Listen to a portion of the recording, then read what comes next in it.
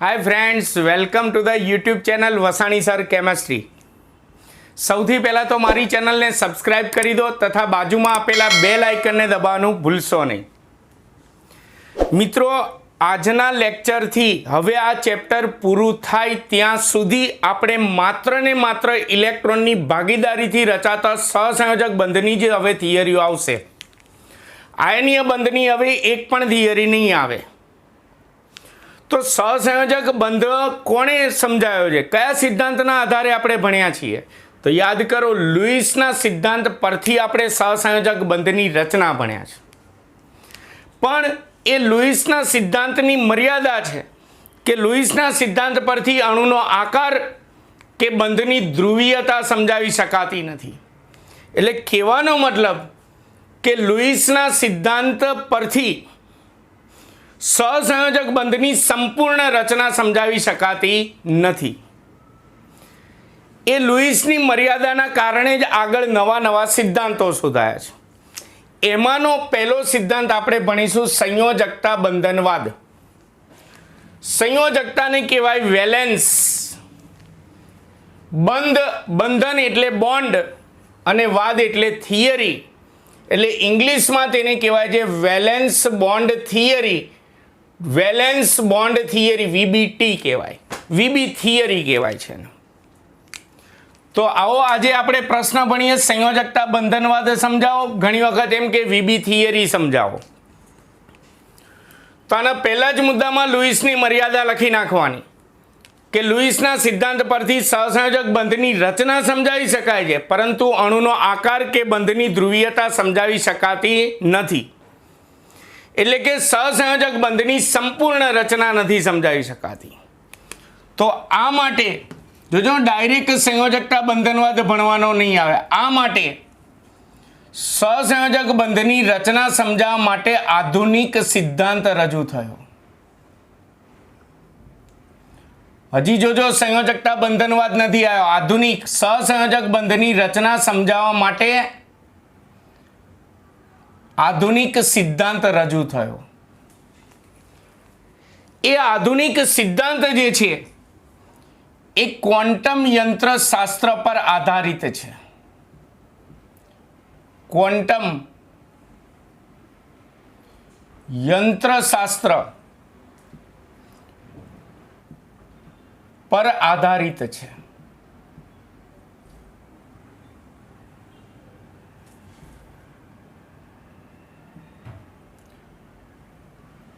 क्वॉन्टम यंत्र शास्त्र, क्वॉन्टम एटले चैप्टर 2 में आपणे भणाव्युं। क्वॉन्टम एटले सूक्ष्म कणोने क्वॉन्टम कहेवाय केमिस्ट्रीमां।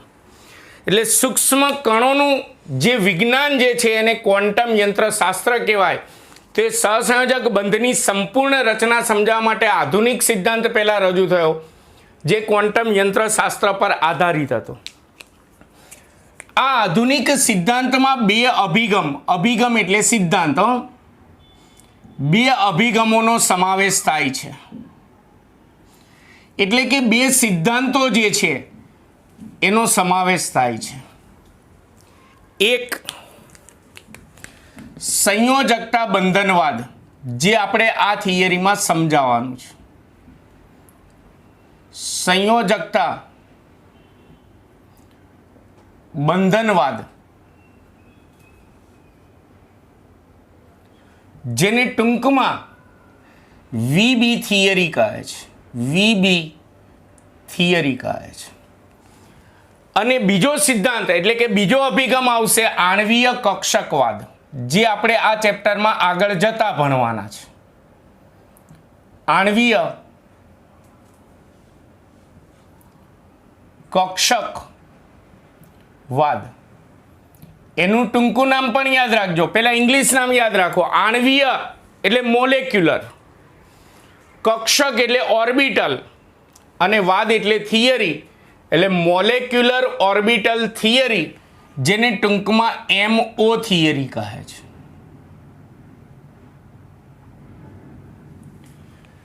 तो आधुनिक सिद्धांतमां आ बे थियरीओनो समावेश थाय छे। एक संयोजकता बंधनवाद अने बीजो आणवीय कक्षकवाद। જેમાં આપણા પ્રશ્નમાં શું કહ્યું છે? સંયોજકતા બંધનવાદ સમજાવો। એટલે આપણે અત્યારે સંયોજકતા બંધનવાદ અને એની થિયરીઓ ભણીશું અને આગળ જતા આણ્વીય કક્ષકવાદની થિયરી આવશે. એટલે આણ્વીય કક્ષકવાદ આજે ભણવાનો નથી. ટૂંકમાં 2-3 લેક્ચર સુધી સંયોજકતા બંધનવાદની થિયરીઓ આવશે, પછી છેલ્લે આણ્વીય કક્ષકવાદની થિયરી આવશે. એટલે આપણે સંયોજકતા બંધનવાદ અને આણ્વીય કક્ષકવાદ બંનેની થિયરીઓ પૂરી કરીએ એટલે એનો મતલબ કે આપણે આધુનિક સિદ્ધાંત ભણી ચૂક્યા. ક્લિયર છે? તો હવે આ થિયરીમાં સંયોજકતા બંધનવાદ વિશે સમજાવવાનું છે. તો સંયોજકતા બંધનવાદ સૌપ્રથમ કોણે અને ક્યારે રજૂ કર્યો? તો ઈસવીસન 1927માં ઈસવીસન 1927માં હિટલર અને લંડન નામના વૈજ્ઞાનિકોએ હિટલર અને લંડને સંયોજકતા બંધનવાદ રજૂ કર્યો. આ વૈજ્ઞાનિકોના નામ છે. સંયોજકતા બંધનવાદ રજૂ કર્યો, VB થિયરી રજૂ કરી. ધ્યાન રાખજો, આણ્વીય કક્ષકવાદ હવે આ થિયરીમાં નહીં આવે, 2-3 લેક્ચર સુધી નહીં આવે, છેલ્લે આવશે આણ્વીય કક્ષકવાદ. હવે હિટલર અને લંડને સંયોજકતા બંધનવાદ રજૂ કર્યા પછી ત્યારબાદ પાઉલિંગ અને સ્લેટર નામના વૈજ્ઞાનિકોએ તેમાં સુધારો કર્યો. પાઉલિંગ અને સ્લેટરે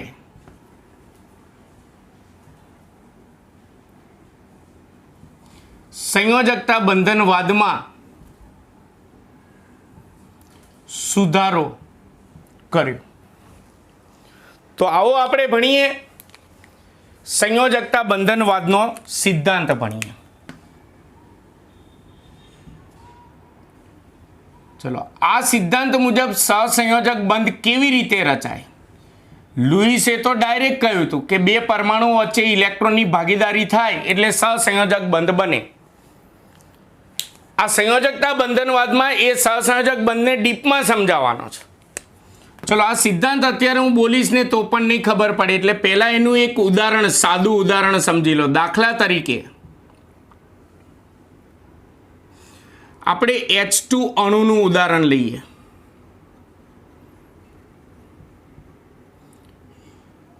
ચલો, પહેલા તો લુઈસના સિદ્ધાંત મુજબ H2 અણુ કેવી રીતે બને? તો એકદમ સિમ્પલ આપણે યાદ રાખતા હતા કે 2 હાઇડ્રોજન પરમાણુઓ છે, બંને પરમાણુઓ એક ઇલેક્ટ્રોનની ભાગીદારી કરે એટલે 2 હાઇડ્રોજન પરમાણુ વચ્ચે એક સહસંયોજક બંધ બને અને H2 અણુ બને. આ લુઈસ મુજબ સિમ્પલ કે બંને એક ઇલેક્ટ્રોનની ભાગીદારી કરે છે. પણ આ જ સહસંયોજક બંધને આપણે સંયોજકતા બંધનવાદ મુજબ એટલે કે હિટલર અને લંડનના સંયોજકતા બંધનવાદ મુજબ આપણે સમજાવવો છે. તો સમજીએ. હાઇડ્રોજનનો પરમાણુ પહેલા તો વાત કરીએ. હાઇડ્રોજનનો પરમાણુ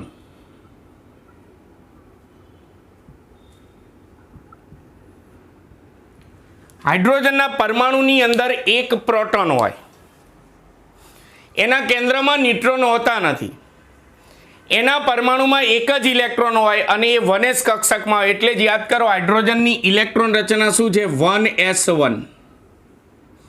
બીજું 1s કક્ષક કેવી હોય? ગોલીય. તો હવે હું મુદ્દા લખું એના બદલે હું દોરીને સમજાવું એટલે તમને પરફેક્ટ આ સંયોજકતા બંધનવાદ ખબર પડે. ચલો, આવા 2 હાઇડ્રોજન પરમાણુઓ છે, બંનેના કેન્દ્રમાં એક પ્રોટોન છે, ન્યુટ્રોન છે નહીં. બંને પાસે 1s કક્ષકમાં એક ઇલેક્ટ્રોન છે. s કક્ષક કેવી હોય? ગોલીય. તો હું એક કાલ્પનિક આકૃતિ દોરું તમને સંયોજકતા બંધનવાદ ખબર પડે એટલા માટે. આ હાઇડ્રોજન પરમાણુની એક હાઇડ્રોજન પરમાણુની 1s કક્ષક ધારી લો, એમાં એક ઇલેક્ટ્રોન છે. આ બીજા હાઇડ્રોજન પરમાણુની 1s કક્ષક એમાંય ધારી લો કે એક ઇલેક્ટ્રોન છે. આવી કલ્પના કરો. ચલો, હજી બંધ બન્યો નથી. આ બંને હાઇડ્રોજન પરમાણુની 1s કક્ષકો છે. આ પણ 1s કક્ષક છે અને આ પણ 1s કક્ષક છે. એટલે બંને સમાન શક્તિ અને સમાન સમમિતિ ધરાવે છે તેવું કહેવાય, કેમ કે બંને 1s કક્ષક છે. એટલે બંનેની શક્તિ સમાન હોય એટલે બંને સમાન શક્તિ અને સમાન સમમિતિ ધરાવે છે. સમાન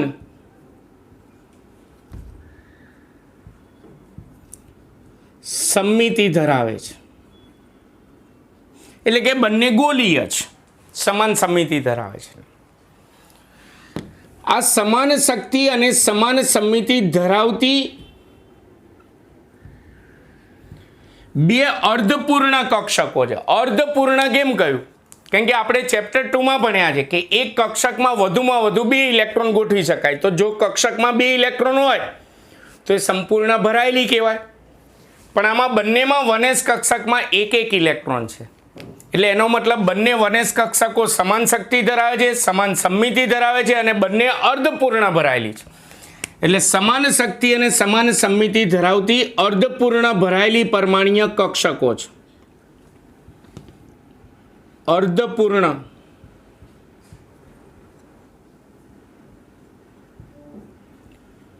ભરાયેલી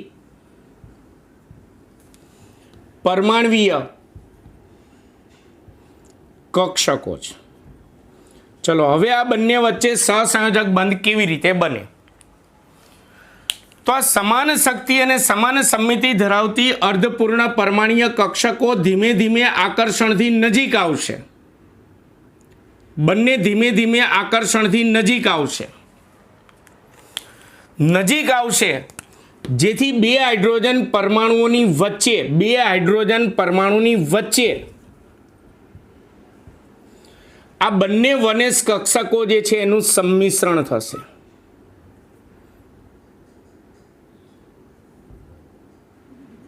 સંમિશ્રણ થશે એટલે લુઈસ મુજબ કહીએ તો આની વનેશ કક્ષકનો 1 ઇલેક્ટ્રોન અને આની વનેશ કક્ષકનો 1 ઇલેક્ટ્રોનની ભાગીદારી થશે, ઇલેક્ટ્રોનનું યુગ્મીકરણ થશે એવું કહેવાય.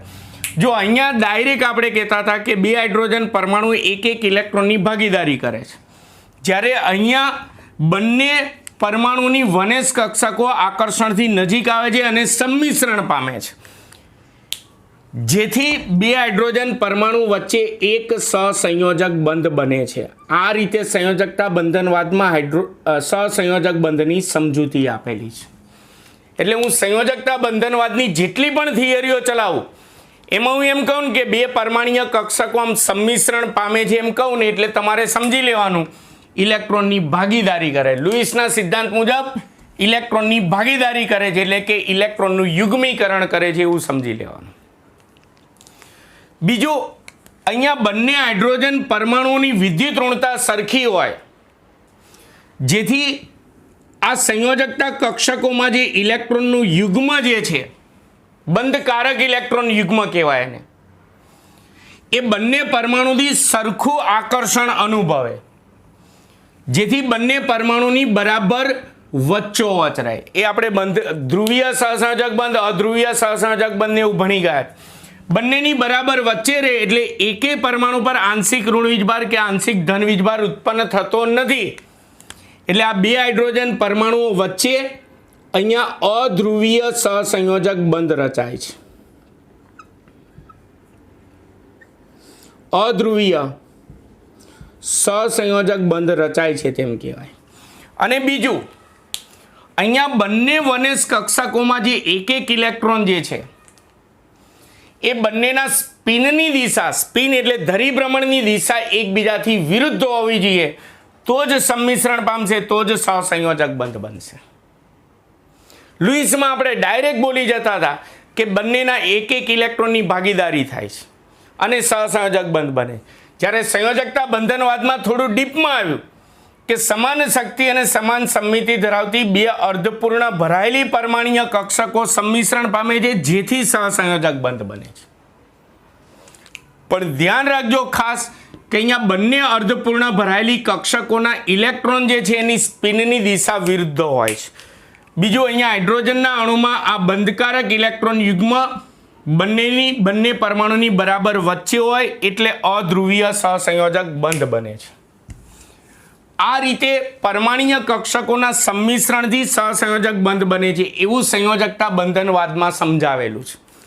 તો હવે હું એ સંયોજકતા બંધનવાદ એટલે કે એનો આ સિદ્ધાંત બોલું છું. આના પરથી સિદ્ધાંત બરાબર સમજજો, હું બોલું છું શાંતિથી સાંભળજો. સમાન શક્તિ અને સમાન સમમિતિ ધરાવતી બે અર્ધપૂર્ણ ભરાયેલી પરમાણ્વીય કક્ષકો સંમિશ્રણ પામે છે જેથી સહસંયોજક બંધ બને છે. ફરી એકવાર સંયોજકતા બંધનવાદ બોલું છું. સમાન શક્તિ અને સમાન સમમિતિ ધરાવતી અર્ધપૂર્ણ ભરાયેલી પરમાણ્વીય કક્ષકો સંમિશ્રણ પામે છે જેથી સહસંયોજક બંધ બને છે. આ રીતે સંયોજકતા બંધનવાદમાં સહસંયોજક બંધ ડીપમાં સમજાવવામાં આવેલ છે. આ સંયોજકતા બંધનવાદ હિટલર અને લંડને રજૂ કર્યો હતો. પાઉલિંગ અને સ્લેટરે તેમાં સુધારો કર્યો. ખાસ કરીને પાઉલિંગે સુધારો કર્યો. તો એણે આ સિદ્ધાંતમાં શું સુધારો કર્યો? તો આવો હવે પછીના પ્રશ્નમાં એ સુધારા સાથેનો સંયોજકતા બંધનવાદ ભણીએ. આ થિયરી અહીંયા પૂરી. સંયોજકતા બંધનવાદ ઉદાહરણ સહ સમજાવો. હવે પાઉલિંગનો સુધારા સાથેનો સંયોજકતા બંધનવાદ સમજાય એવો પ્રશ્ન છે. પાઉલિંગનો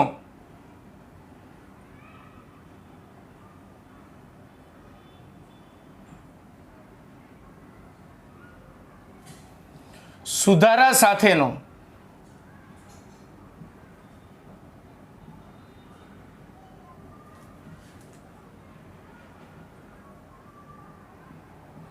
સંયોજકતા બંધનવાદ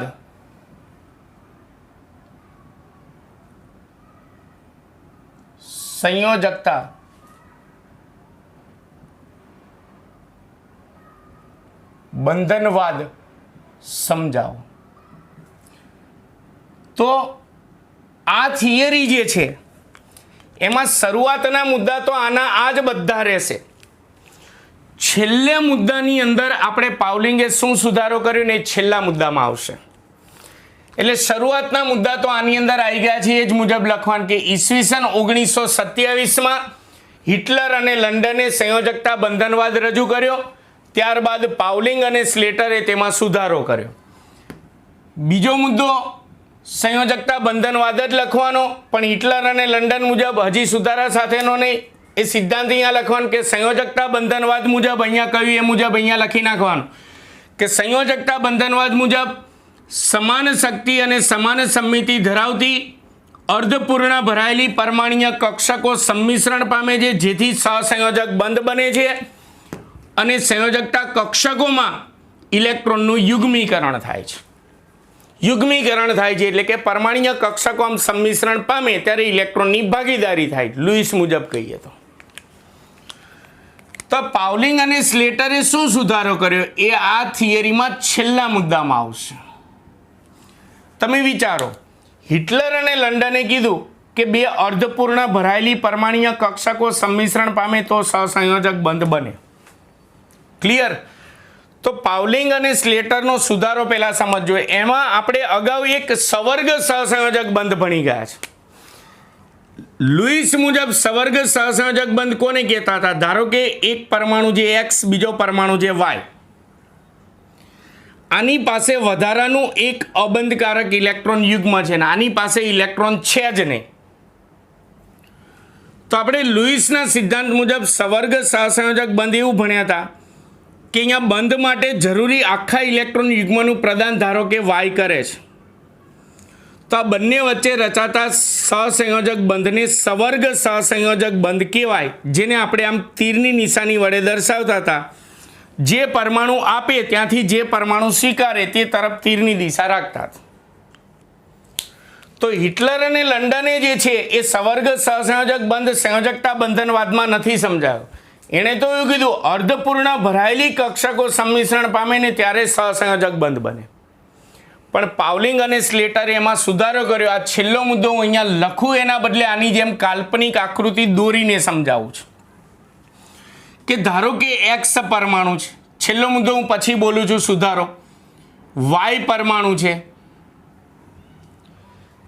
એમાં એક્સ પરમાણુ જે છે એની પરમાણ્વીય કક્ષક સંપૂર્ણ ખાલી છે એવું ધારી લો. આ એક કાલ્પનિક આકૃતિઓ છે, તમને મુદ્દા સમજાય એટલા માટે. અને વાયની પરમાણ્વીય કક્ષક ઇલેક્ટ્રોનથી સંપૂર્ણ ભરાયેલી છે એવું સમજી લો.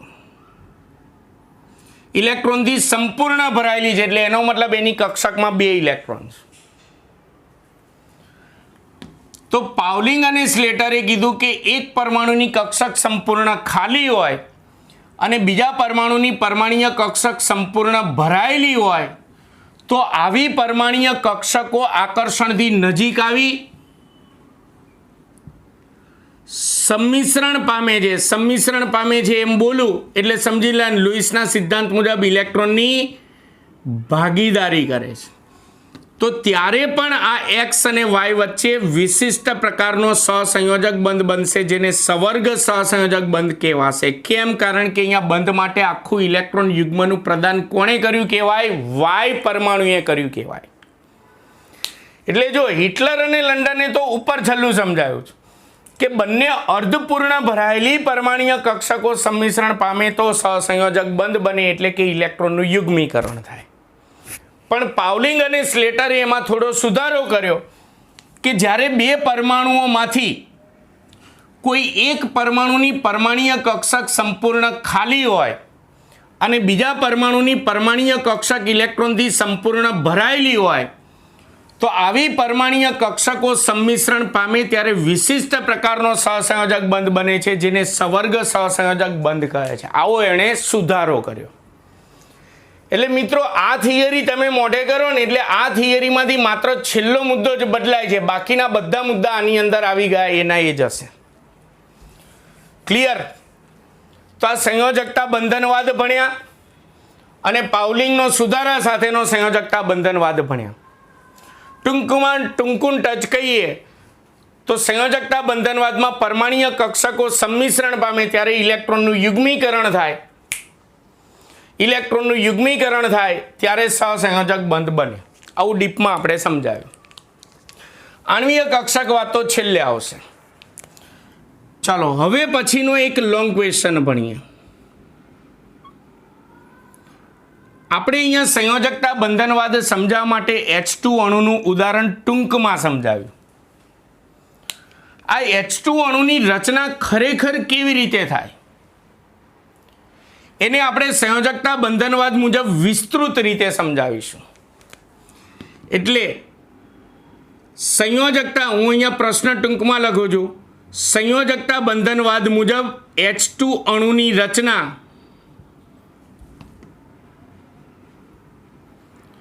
વિસ્તૃત રીતે સમજાવો. સંયોજકતા બંધનવાદ મુજબ H2 અણુની રચના વિસ્તૃત રીતે સમજાવો. ચલો એના માટે સૌથી પહેલાં આપણે કેટલીક ધારણાઓ કરવી પડશે. હું અહીંયા રફકામમાં કંઈક દોરતો જાઉં છું.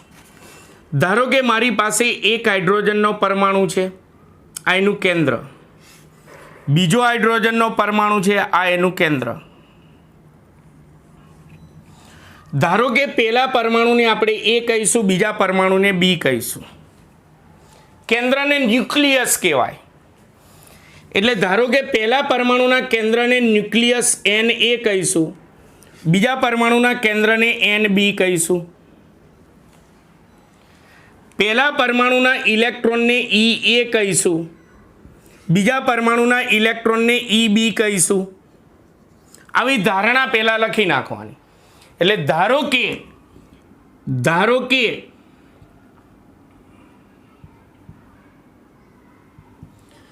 બે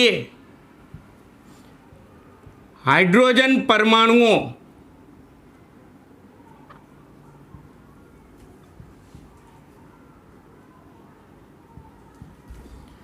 A અને B છે. હું અહીંયા મુદ્દા ટૂંકમાં લખીશ. A અને B છે. બંનેના કેન્દ્રો અનુક્રમે Na અને Nb છે. ધારો કે બંનેના કેન્દ્રો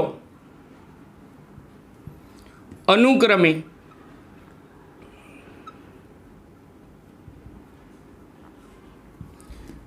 Na અને NB છે. બંનેના ઇલેક્ટ્રોન અનુક્રમે EA અને EB છે. બંનેના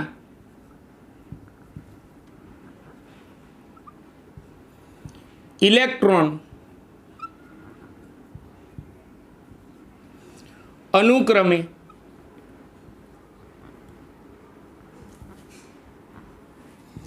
EA અને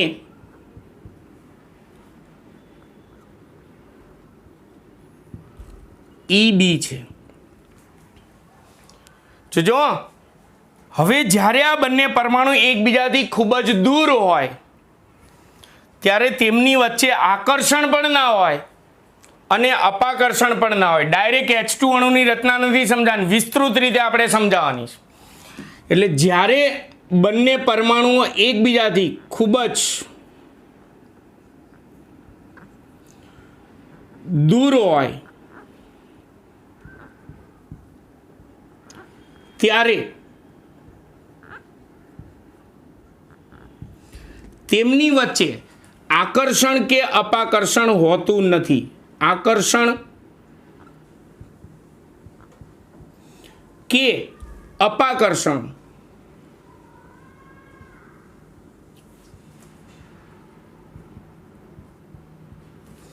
હોતું નથી.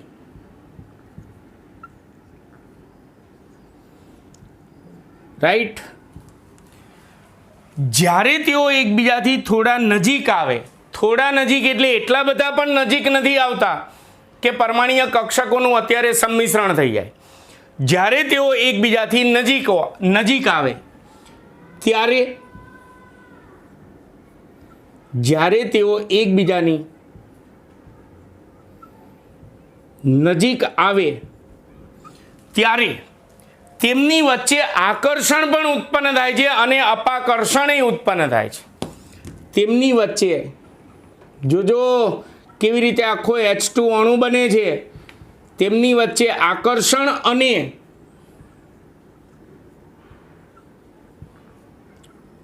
અપાકર્ષણ એમ બંને ઉત્પન્ન થાય છે. તો ચાલો H2 અણુની રચના ભણીએ. એ પહેલા બંને નજીક આવે ત્યારે કયા પરિબળોના લીધે તેમની વચ્ચે આકર્ષણ ઉત્પન્ન થાય અને કયા પરિબળોના લીધે તેમની વચ્ચે અપાકર્ષણ ઉત્પન્ન થાય તે આપણે થિયરીમાં આકૃતિ દ્વારા સમજીએ. આ રફકામમાં આકૃતિ દોરું છું. થિયરીમાં જે આકૃતિ દોરવાની છે અહીંયા દોરતો જઈશ. તો તેમની વચ્ચે આકર્ષણ નીચેના બે પરિબળોના લીધે ઉત્પન્ન થાય છે.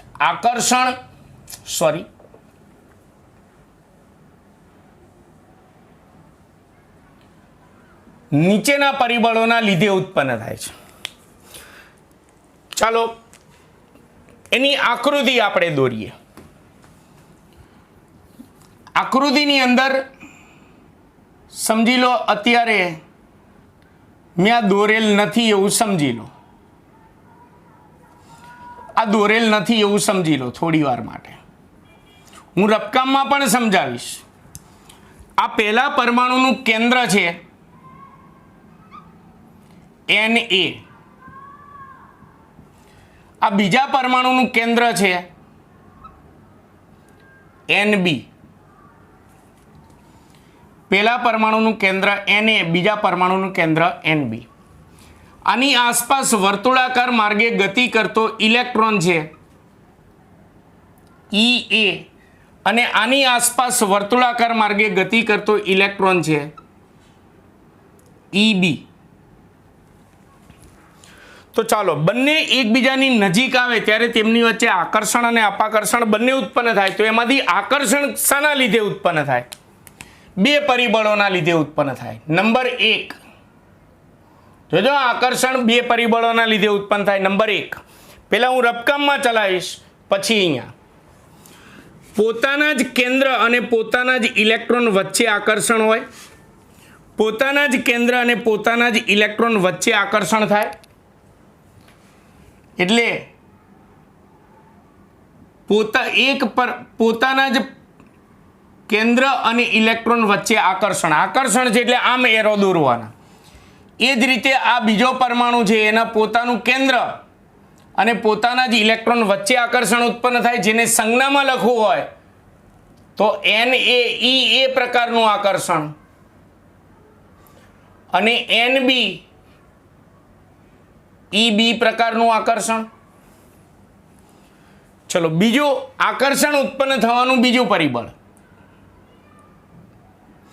હવે નજીક આવે ત્યારે ઋણ ધન વચ્ચે આકર્ષણ હોય તો એક પરમાણુનું કેન્દ્ર અને બીજા પરમાણુના ઇલેક્ટ્રોન વચ્ચે આકર્ષણ ઉત્પન્ન થશે. એક પરમાણુનું કેન્દ્ર અને બીજા પરમાણુના ઇલેક્ટ્રોન વચ્ચે આકર્ષણ ઉત્પન્ન થશે. તો એક પરમાણુનું કેન્દ્ર અને બીજા પરમાણુના ઇલેક્ટ્રોન વચ્ચે ઉદ્ભવતું આકર્ષણ. આકર્ષણ જે એટલે આમ સામસામે એરો દોરવાના. એ જ રીતે અહીંયા પણ એક પરમાણુનું કેન્દ્ર અને બીજા પરમાણુના ઇલેક્ટ્રોન વચ્ચે ઉદ્ભવતું આકર્ષણ, એટલે કે એને સંજ્ઞામાં લખવું હોય તો Na હોય તો સામે બીજા પરમાણુનો ઇલેક્ટ્રોન EB અને NB હોય તો સામે પહેલા પરમાણુનો ઇલેક્ટ્રોન EA. એટલે નજીક આવે ત્યારે તેમની વચ્ચે જે આકર્ષણ અને અપાકર્ષણ ઉત્પન્ન થાય એમાં આકર્ષણ આ બે પરિબળોના લીધે ઉત્પન્ન થાય. એટલે તમે જો બે પરમાણુ દોર્યા હોય તો અહીંયા આમ રફકામમાં કઈ આકૃતિ બની? ચતુષ્કોણ બન્યું, એટલે ચોપડીમાં આ રીતે ચતુષ્કોણ આપેલો હશે. એટલે બે પરિબળોના લીધે આકર્ષણ ઉત્પન્ન થાય. ફરીવાર સમજાવું, એક પરમાણુનું પોતાના જ પરમાણુનું કેન્દ્ર અને પોતાના જ ઇલેક્ટ્રોન, પોતાનું જ કેન્દ્ર અને પોતાના ઇલેક્ટ્રોન વચ્ચેનું આકર્ષણ. એક પરમાણુનું કેન્દ્ર અને બીજા પરમાણુના ઇલેક્ટ્રોન વચ્ચે ઉદ્ભવતું આકર્ષણ. એક પરમાણુનું કેન્દ્ર અને બીજા પરમાણુના ઇલેક્ટ્રોન વચ્ચે ઉદ્ભવતું આકર્ષણ. ચલો હવે અપાકર્ષણ પણ ઉત્પન્ન થાય છે નજીક આવે ત્યારે. તો અપાકર્ષણ પણ બે પરિબળોના લીધે ઉત્પન્ન થાય છે. તો કયા બે પરિબળોના લીધે અપાકર્ષણ ઉત્પન્ન થાય એને પણ આપણે આકૃતિ દ્વારા સમજીએ. આ આકૃતિઓ પરીક્ષામાં દોરવાની. ચલો એના માટે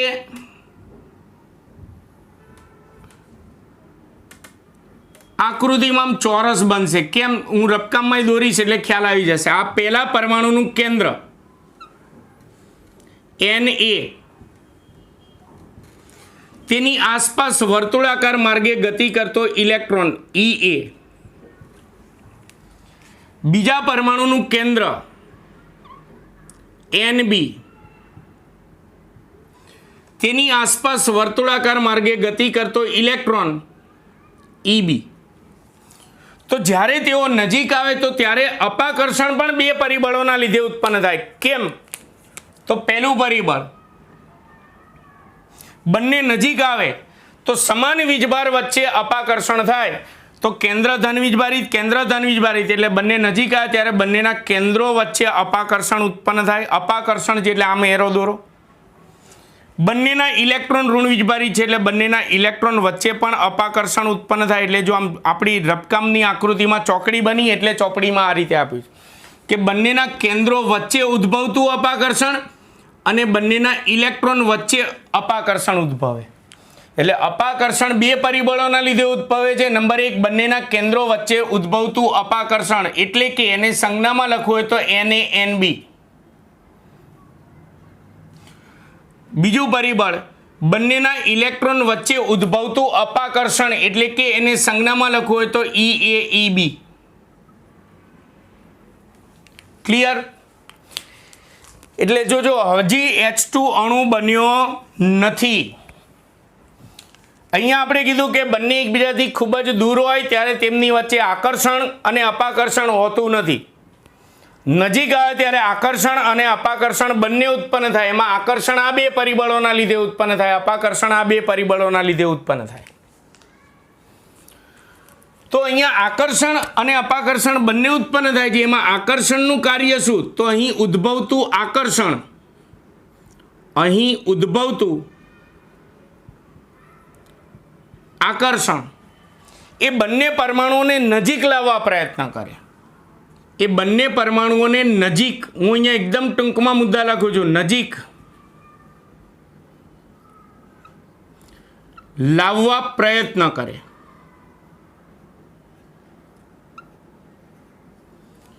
પણ બંને વચ્ચે ઉદ્ભવતું અપાકર્ષણનું કાર્ય શું? તો અહીં બંને વચ્ચે ઉદ્ભવતું અપાકર્ષણ જે છે એ બંનેને એકબીજાથી દૂર ધકેલવા, બંને પરમાણુને એકબીજાથી દૂર ધકેલવાનો પ્રયત્ન કરે, એકબીજાથી દૂર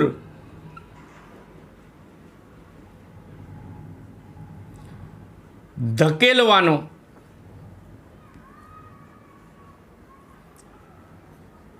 પ્રયત્ન કરે.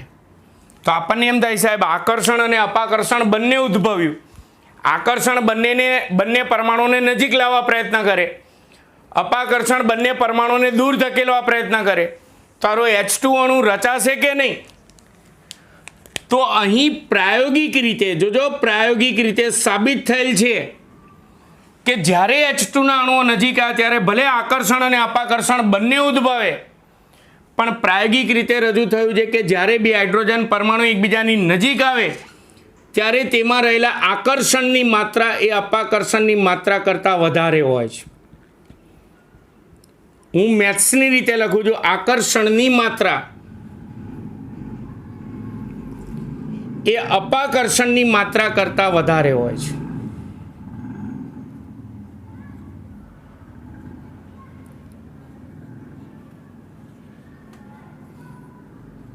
માત્રા કરતાં વધારે હોય છે.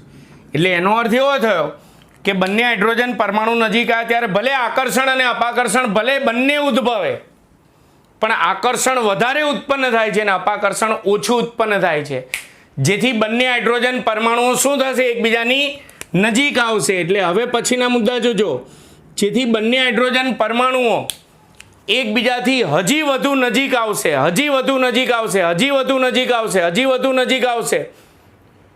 કોઈ એક સમયે બંને હાઇડ્રોજન પરમાણુઓ એટલા નજીક આવે છે કે તેમાં આકર્ષણ એ અપાકર્ષણની માત્રાને નાબૂદ કરે છે. એટલે કે બંને એટલા નજીક આવી જાય કે એની વચ્ચે માત્ર આકર્ષણ જ રહે.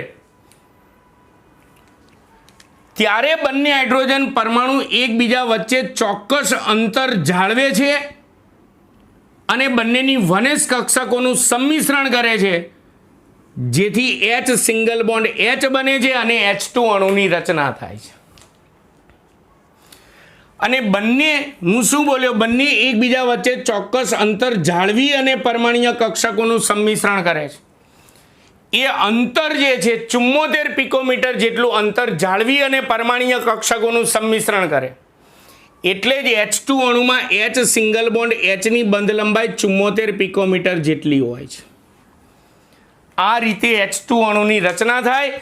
ડાયરેક્ટ પરમાણ્વીય કક્ષકો સંમિશ્રણ પામવાથી રચના થતી નથી. ફટાફટ રિવિઝન કરાવી દઉં. બે હાઇડ્રોજન પરમાણુ એકબીજાથી દૂર હોય ત્યારે આકર્ષણ કે અપાકર્ષણ કશું જ ઉત્પન્ન થતું નથી. બંને એકબીજાની નજીક આવે પણ ખૂબ જ નજીક નથી આવે. બંને એકબીજાની નજીક આવે ત્યારે આકર્ષણ અને અપાકર્ષણ બંને ઉત્પન્ન થાય. આકર્ષણ બે પરિબળોના લીધે ઉત્પન્ન થાય, અપાકર્ષણ બે પરિબળોના લીધે ઉત્પન્ન થાય. એમાંથી આ આકર્ષણ જે ઉદ્ભવે એ બંને પરમાણુને નજીક લાવવાનો પ્રયત્ન કરે, અપાકર્ષણ ઉદ્ભવે બંને પરમાણુને દૂર ધકેલવાનો પ્રયત્ન કરે.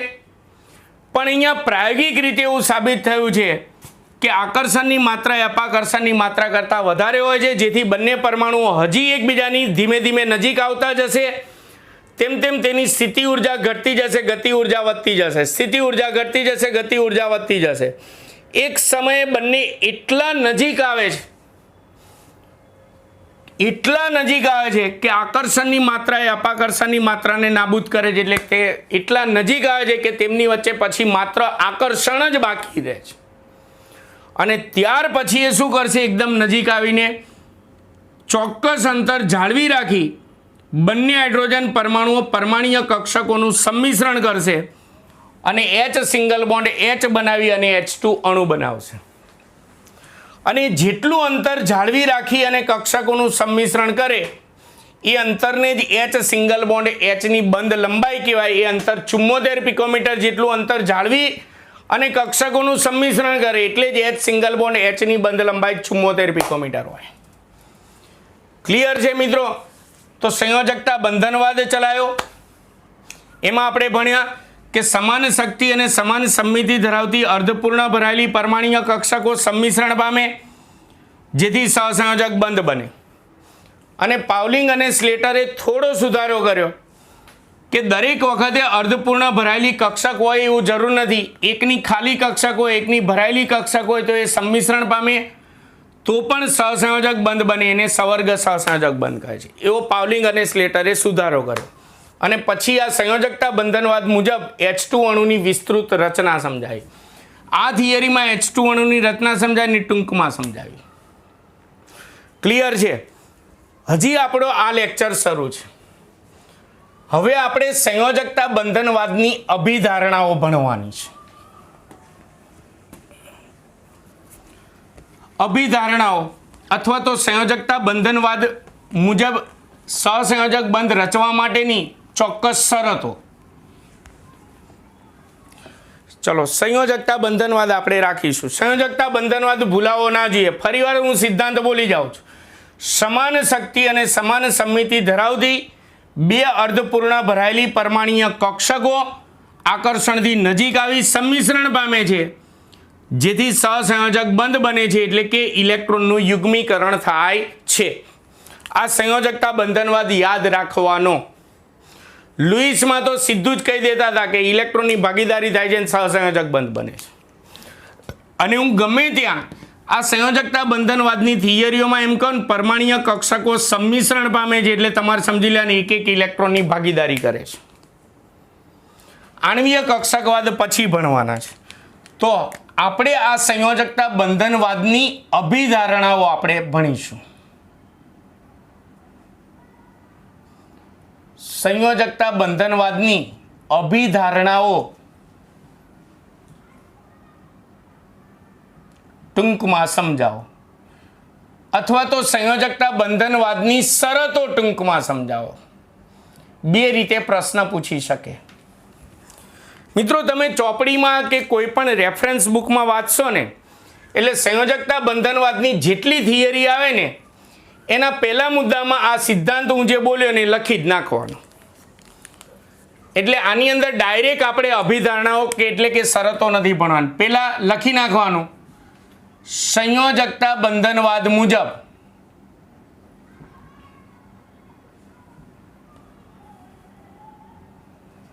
સંયોજકતા બંધનવાદ મુજબ ચલો સહસંયોજક બંધ ક્યારે રચાય તો અહીંયા ભણ્યા એ મુજબ સંયોજકતા બંધનવાદ મુજબ સમાન શક્તિ અને સમાન સમમિતિ ધરાવતી અર્ધપૂર્ણ ભરાયેલી પરમાણ્વીય કક્ષકો સંમિશ્રણ પામે છે જેથી સહસંયોજક બંધ રચાય છે, એટલે કે સંયોજકતા કક્ષકોમાં ઇલેક્ટ્રોનનું યુગ્મીકરણ થાય છે. એટલે પહેલો મુદ્દો તો સંયોજકતા બંધનવાદનો લખી જ નાખવાનો. હજી બીજો મુદ્દો પછી એની અભિધારણા આવશે. અહીં પરમાણ્વીય કક્ષકોના સંમિશ્રણથી રચાતા સહસંયોજક બંધની પ્રબળતા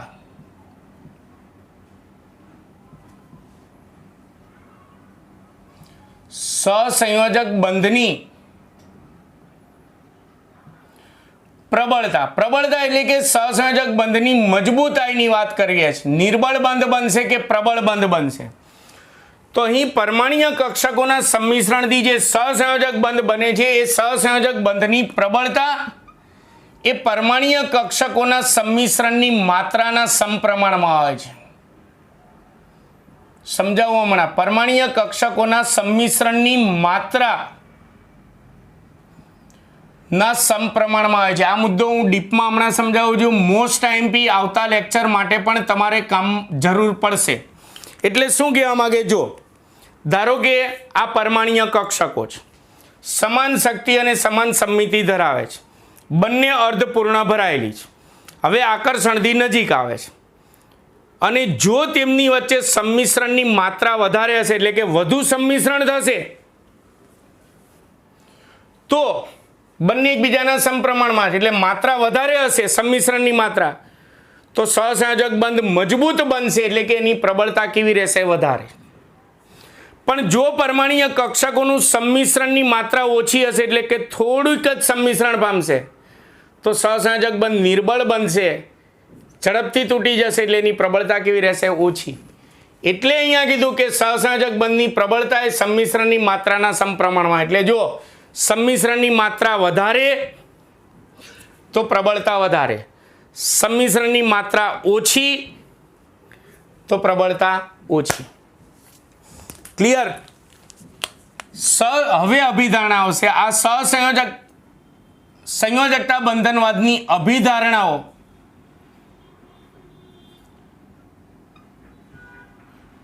એટલે કે શરતો નીચે મુજબ છે. ભલે સંયોજકતા બંધનવાદમાં એવું કીધું કે પરમાણ્વીય કક્ષકો સંમિશ્રણ પામે એટલે સહસંયોજક બંધ બને, પણ એના માટેની ચોક્કસ 3 શરતો છે, એટલે કે 3 અભિધારણાઓ છે. નંબર 1, જેમ કે સંયોજકતા બંધનવાદની અંદર જ કીધું કે આ પરમાણ્વીય કક્ષકો સંમિશ્રણ પામે એની પહેલી શરત એની શક્તિ કેવી હોવી જોઈએ? સમાન. શક્તિ એટલે ઉર્જા. ધારો કે જુદી જુદી છે તો નજીકની હોવી જોઈએ, એટલે કે ઉર્જાનો તફાત બહુ જ અલ્પ હોવો જોઈએ, એટલે કે એની ઉર્જા એની શક્તિ લગભગ સમાન હોવી જોઈએ, તો જ સંમિશ્રણ પામશે, તો જ સહસંયોજક બંધ બનશે. એટલે પહેલી અભિધારણા, પહેલી શરત કે સંમિશ્રણ પામતી પરમાણ્વીય કક્ષકો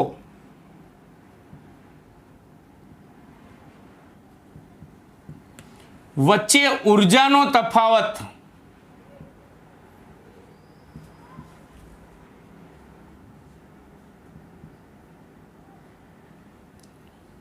નહિવત હોવો જોઈએ, એટલે કે બંનેની ઉર્જા, બંનેની શક્તિ લગભગ સમાન હોવી જોઈએ. બીજી અભિધારણા એટલે કે બીજી શરત સંયોજકતા બંધનવાદની અંદર જ આવી ગયું, બંને અર્ધપૂર્ણ ભરાયેલી હોવી જોઈએ. હા, રેર કેસમાં આપણે પાવલિંગે સુધારો કર્યો હતો કે એક ખાલી હોય ને એક આખી ભરેલી હોય તો પણ બંધ બને. એ રેર કેસમાં, બધી જગ્યાએ નહીં. એટલે મોટા ભાગે બંને પરમાણ્વીય કક્ષકો કેવી હોવી જોઈએ? અર્ધપૂર્ણ ભરાયેલી હોય છે, એટલે કે બંનેમાં એક એક ઇલેક્ટ્રોન હોવા જોઈએ અને બંનેના ઇલેક્ટ્રોનની સ્પિનની દિશા વિરુદ્ધ હોવી જોઈએ. એટલે કે એક ડાબી બાજુ આમ ધરીભ્રમણ પામતો હોય તો એક આમ જમણી બાજુ ધરીભ્રમણ પામતો હોય. એકનો ઇલેક્ટ્રોન ડાબી બાજુ ધરીભ્રમણ કરતો હોય તો એકનો જમણી બાજુ ધરીભ્રમણ કરતો હોવો જોઈએ. એટલે સંમિશ્રણ પામતી પરમાણ્વીય કક્ષકો, બીજી શરત એટલે કે બીજી અભિધારણા, સંમિશ્રણ પામતી પરમાણ્વીય કક્ષકો અર્ધપૂર્ણ ભરાયેલી હોવી જોઈએ, ઉપરાંત અર્ધપૂર્ણ ભરાયેલી હોવી જોઈએ, ઉપરાંત તેમના ઇલેક્ટ્રોનની સ્પિનની દિશા વિરુદ્ધ હોવી જોઈએ, તો જ સંમિશ્રણ પામશે, નહીં તો સંમિશ્રણ નહીં પામી શકે. ધારો કે બંને અર્ધપૂર્ણ ભરાયેલી છે પણ બંનેના સ્પિનની દિશા એક જ હોય તો આકર્ષણથી નજીક જ નહીં આવે, સંમિશ્રણ જ નહીં પામે, તો સહસંયોજક બંધ જ નહીં રચાય. ત્રીજી અભિધારણા એટલે કે ત્રીજી શરત કે પરમાણ્વીય કક્ષકોનું સંમિશ્રણ યોગ્ય માત્રામાં થવું જોઈએ જેથી સહસંયોજક બંધ રચાય. સંમિશ્રણ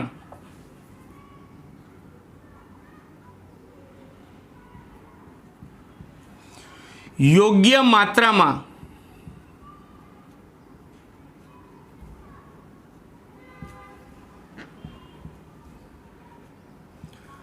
થવું જોઈએ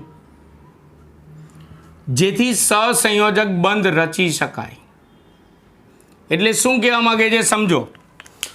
ધારો કે બે પરમાણ્વીય કક્ષકો છે, ચલો બંનેની ઉર્જાનો તફાત નહિવત છે, એટલે કે બંનેની શક્તિ લગભગ સમાન છે, બંને અર્ધપૂર્ણ પણ ભરાયેલી છે, બંનેના ઇલેક્ટ્રોનની સ્પિનની દિશા વિરુદ્ધ જ છે, પણ આકર્ષણથી નજીક આવીને ધારો કે આટલે અટકી ગઈ તો સંમિશ્રણ યોગ્ય માત્રામાં થવું જોઈએ.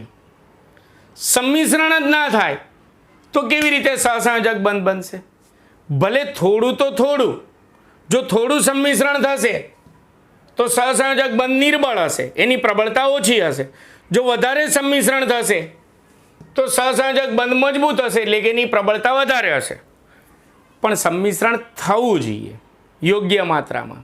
માત્ર આકર્ષણથી આવીને એકબીજાથી દૂર રહે તો સંમિશ્રણ જ ના થાય તો બંધ બને જ નહીં. એટલે ત્રીજી અભિધારણા, ત્રીજી શરત કે પરમાણ્વીય કક્ષકોનું સંમિશ્રણ યોગ્ય માત્રામાં થવું જોઈએ. તો આ સંયોજકતા બંધનવાદની અભિધારણાઓ એટલે કે શરતો ફટાફટ રિવિઝન કરાવી દઉં. પહેલી શરત, પરમાણ્વીય કક્ષકો સંમિશ્રણ પામતી પરમાણ્વીય કક્ષકોની ઉર્જાનો તફાવત નહિવત હોવો જોઈએ, એટલે કે તેમની શક્તિ લગભગ સમાન હોવી જોઈએ. બીજું, સંમિશ્રણ પામતી પરમાણ્વીય કક્ષકો અર્ધપૂર્ણ ભરાયેલી હોવી જોઈએ, એટલે કે એમાં બંનેમાં એક એક ઇલેક્ટ્રોન હોવો જોઈએ અને બંનેના ઇલેક્ટ્રોનની સ્પિનની દિશા વિરુદ્ધ હોવી જોઈએ. અને ત્રીજું, પરમાણ્વીય કક્ષકોનું સંમિશ્રણ યોગ્ય માત્રામાં થવું જોઈએ જેથી સહસંયોજક બંધ રચી શકાય. અને આ ખાસ યાદ રાખજો, નેક્સ્ટ લેક્ચરમાં જરૂર પડશે કે સહસંયોજક બંધની પ્રબળતા એ સંમિશ્રણની માત્રાના સમપ્રમાણમાં હોય. જેમ સંમિશ્રણની માત્રા વધારે હશે તેમ સહસંયોજક બંધની પ્રબળતા વધારે હશે, એટલે કે મજબૂત બંધ બનશે. જેમ સંમિશ્રણની માત્રા ઓછી હશે તેમ સહસંયોજક બંધ નિર્બળ બનશે, એટલે કે એની પ્રબળતા ઓછી રહેશે. તો આજે મિત્રો આપણે સંયોજકતા બંધનવાદ મુજબ સહસંયોજક બંધની સમજૂતી ભણ્યા, H2 અણુની રચના ભણ્યા, તેની અભિધારણાઓ ભણ્યા. હજી આપણે સંયોજકતા બંધનવાદની જ થિયરીઓ નેક્સ્ટ લેક્ચરમાં શરૂ છે, પછી છેક આણ્વીય કક્ષકવાદ આવશે. તો નવી થિયરી સાથે નવા વિડીયો લેક્ચરમાં આપણે મળીશું. તમને મારો વિડીયો લેક્ચર ખરેખર સારો લાગ્યો હોય તો જરૂરથી સારી કમેન્ટ કરજો. મારા વિડીયોને લાઈક અને શેર કરવાનું ભૂલતા નહીં. નમસ્કાર.